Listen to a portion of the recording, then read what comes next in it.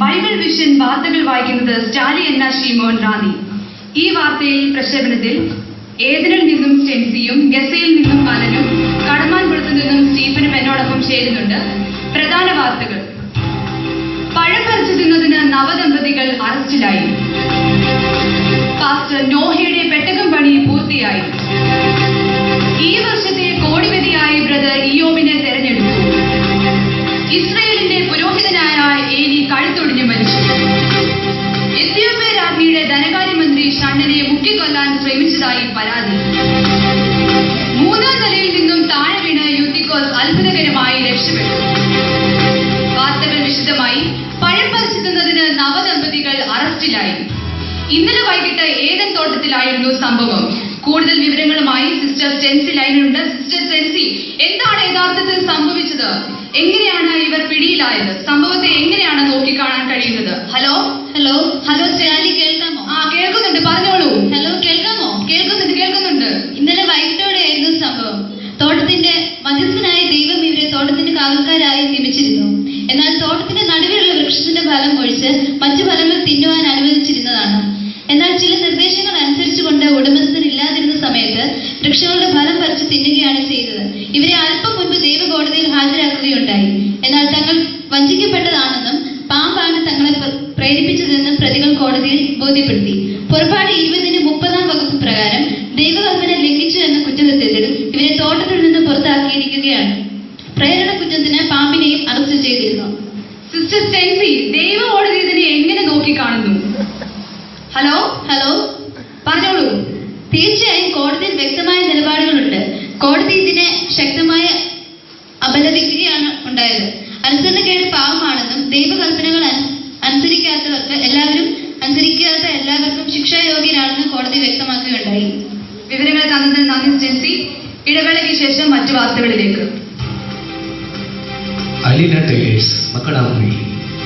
എല്ലാവിധ തയ്യൽ ജോലികളും ഉത്തരവാദിത്തോടെ ചെയ്തു കൊടുക്കപ്പെടുന്ന കേരളത്തിലെ ഏക സ്ഥാപനം Aleena tailors മക്കടാമ്പുഴി.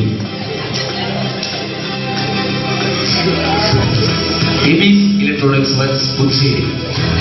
TV, dish, antenna, എല്ലാവിധ ഇലക്ട്രോണിക് വർക്കുകളും റിപ്പയർ ചെയ്തു കൊടുക്കപ്പെടുന്ന പ്രമുഖ സ്ഥാപനം എബീസ് ഇലക്ട്രോണിക്സ് വർക്ക്സ് പുതുശ്ശേരി.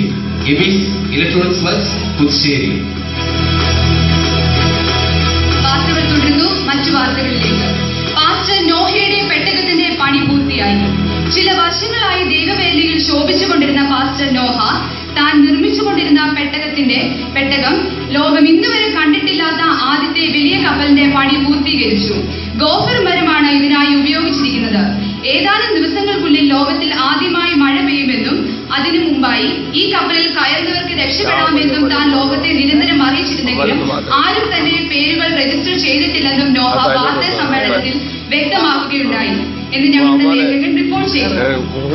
അടുത്ത വാർത്ത: ഈ വർഷത്തെ കോടിപതിയായ ബ്രദർ ഇയ്യോബിനെ തെരഞ്ഞെടുത്തു. ബൈബിൾ ടുഡേ മാസിക സർവേ അടിസ്ഥാനത്തിൽ ഈ വർഷത്തെ കോടിപതിയായ ബ്രദർ ഇയ്യോബിനെ തെരഞ്ഞെടുത്തു. ഈ വർഷത്തെ ശക്തമായ സാമ്പത്തിക മാന്ദ്യത്തെ തുടർന്ന് കനത്ത നാശനഷ്ടങ്ങൾ തനിക്ക് നേരിടേണ്ടി വന്നുവെങ്കിലും ദൈവം തന്നെ അനുഗ്രഹിച്ച് തന്റെ സമ്പത്ത് ഇരട്ടിയാക്കിയതായി ഇയ്യോബ് ഊസ് ദേശം പ്രസ് ക്ലബിൽ വെച്ച് വാർത്താ മാധ്യമങ്ങളോട് വ്യക്തമാക്കി. ഇടവേളയ്ക്ക് ശേഷം അടുത്ത വാർത്ത. ശുദ്ധമായ തൈരിനും ശുദ്ധമായ പാലിനും സമീപിക്കുക എരണിക്കൽ ഗോഫ നിഗർ junction Puthussery. Proprietor Sabu Kalluppara. Mobile 9496551921. സുരക്ഷിതവും സുഖപ്രദവുമായ വിവാഹ വിനോദ യാത്രകൾക്ക് സമീപിക്കുക തേക്കനാട് ട്രാവൽസ് പുതുശ്ശേരി. സുരക്ഷിതവും സുഖപ്രദവുമായ വിവാഹ വിനോദ യാത്രകൾക്ക് സമീപിക്കുക തേക്കനാട് ട്രാവൽസ് പുതുശ്ശേരി.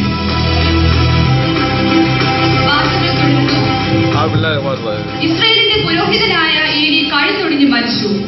ചില ദിവസങ്ങളായി നടന്നുകൊണ്ടിരുന്ന ഇസ്രയേൽ ഫെലിസ്തീയ യുദ്ധത്തിൽ ഇസ്രയേലിന്റെ തോൽവിയും തന്റെ മക്കളായ ഒഫ്നിയും ഫിനഹാസും യുദ്ധത്തിൽ കൊല്ലപ്പെട്ടു എന്നുള്ള വാർത്തയും അറിഞ്ഞ ഉടനെ 98 വയസ്സുള്ള പാസ്റ്റർ ഏലി കസാരയിൽ നിന്നും പുറകോട്ട് വീണാണ് കഴുത്തൊടിഞ്ഞ് മരിച്ചത്.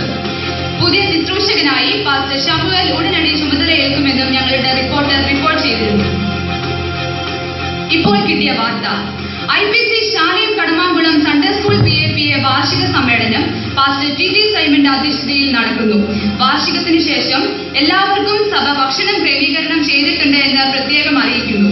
ഭക്ഷണം കഴിക്കുന്നതിന് മുമ്പ് എല്ലാവരും യഹൂദ നിയമപ്രകാരം കൈ കഴുകണമെന്ന് സഭാ ഹാളിൽ നിന്നും ഞങ്ങളുടെ ലേഖകൻ സ്റ്റീഫൻ അറിയിക്കുന്നു. കൂടുതൽ വിവരങ്ങൾക്കായി സ്റ്റീഫൻ ലൈനിലുണ്ട്. സ്റ്റീഫൻ, എവിടെ വരെയായി ഭക്ഷണ ക്രമീകരണങ്ങൾ? ഹലോ സ്റ്റാലി, കേൾക്കാൻ പറ്റുന്നുണ്ടോ? കേൾക്കുന്നുണ്ട്, പറഞ്ഞോളൂ. ചോറ് റാന്നിയിൽ നിന്നും രാവിലെ തന്നെ തയ്യാറാക്കി കൊണ്ടുവന്നിട്ടുണ്ട്. മീൻകറി തേക്കനാടിൽ നിന്നും ബ്രദർ സാജന്റെ നാനോ കാറിൽ വരുന്നുണ്ട്. സാമ്പാർ കിഴക്കേ കരയിൽ നിന്നും കാൽനടയായി പടിഞ്ഞാറേ കരയിൽ എത്തിയിട്ടുണ്ട്. തുള്ളംപലിൽ നിന്നും പൊള്ളിച്ച പപ്പടം വെള്ളത്തിലിട്ട് രാവിലെ തന്നെ ഇവിടെ എത്തിയിട്ടുണ്ട്. അച്ചാറും തോരനും കിരുവള്ളിപ്പാറയിൽ നിന്നും ബേബിച്ചായന്റെ വീട്ടിൽ നിന്നും ഹോണ്ട ആക്ടിവയിൽ എത്തിയിട്ടുണ്ട്. പുതുശ്ശേരിയിൽ നിന്നും പുളിശ്ശേരി ബ്രദർ സാബുവിന്റെ നേതൃത്വത്തിൽ എത്തിച്ചേർന്നിട്ടുണ്ട്.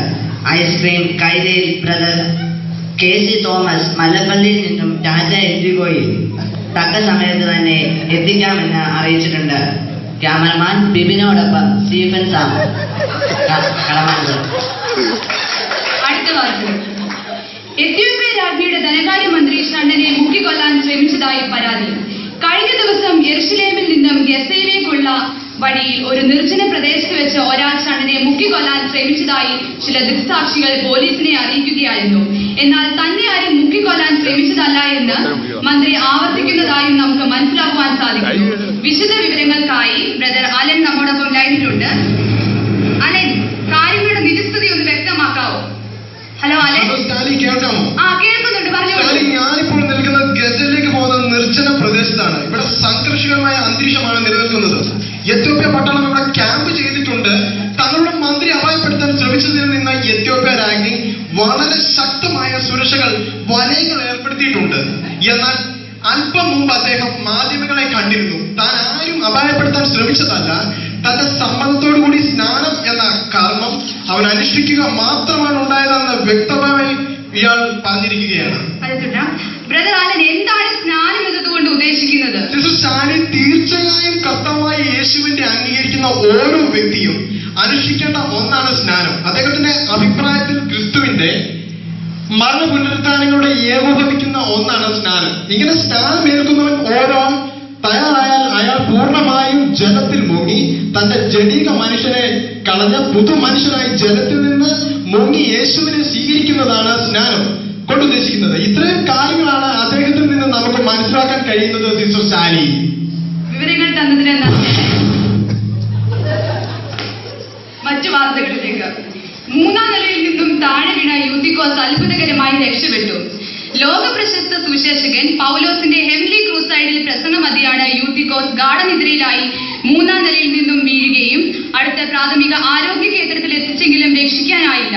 എന്നാൽ വിവരം അറിഞ്ഞ ഉടൻ തന്നെ സുവിശേഷകൻ പൗലോസ് അവന്റെ അരികിലെത്തി തനിക്ക് വേണ്ടി പ്രാർത്ഥിക്കുകയും ഇവൻ മരിച്ചിട്ടില്ല, ഇവന്റെ ആത്മാവ് ഇവന്റെ മേൽ ഉണ്ട് എന്ന് പറഞ്ഞ് പ്രഖ്യാപിക്കുന്ന തദവസരത്തിൽ യൂത്തിക്കോസ് എഴുന്നേറ്റതായി കൺവെൻഷൻ കൺവീനർ വ്യക്തമാക്കുകയുണ്ടായി. ആരാധനയ്ക്ക് ഇരുന്ന് ഉറങ്ങുന്നവർ യൂത്തിക്കോസിനെ ഓർത്തുകൊള്ളുവീൻ എന്ന വിശുദ്ധ പൗലോസ് വാർത്താ സമ്മേളനത്തിന് ഓർമ്മിപ്പിക്കുകയുണ്ടായി. ഇനി സ്പോർട്സ് വാർത്തകൾ. ഈ വർഷത്തെ ഷൂട്ടർ അവാർഡ് ദാവീദിന്. ഇന്നുവരെ നിലനിന്നിരുന്ന റെക്കോർഡ് പൊളിച്ച് ഇസ്രായേലിന്റെ പുതുതാരം ദാവീദ് ഷൂട്ടർ അവാർഡ് കരസ്ഥമാക്കി. അഭിഷേകം നഷ്ടപ്പെട്ട ശൗൽ വെറും 1000 പേരെ മാത്രമേ കൊല്ലുവാൻ സാധിച്ചുള്ളൂ.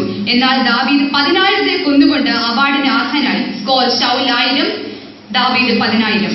പ്രധാന വാർത്തകൾ ഒരിക്കൽ കൂടി. പഴം പറിച്ചു തിന്നതിന് നവദമ്പതികൾ അറസ്റ്റിലായി. പാസ്റ്റർ നോഹയുടെ പെട്ടകം പണി പൂർത്തിയായി. ഈ വർഷത്തെ കോടിപതിയായി ബ്രദർ ഇയോബിനെ തെരഞ്ഞെടുത്തു. എത്യോപ്യ രാജ്ഞിയുടെ ധനകാര്യമന്ത്രി ഷണ്ടനെ മുക്കിക്കൊല്ലാൻ ശ്രമിച്ചതായി പരാതി. മൂന്നാം നിലയിൽ നിന്നും താഴെ വീണ് യൂത്തിക്കോസ് അത്ഭുതകരമായി രക്ഷപ്പെട്ടു. ഇതോടെ വാർത്തകൾ അവസാനിക്കുന്നു.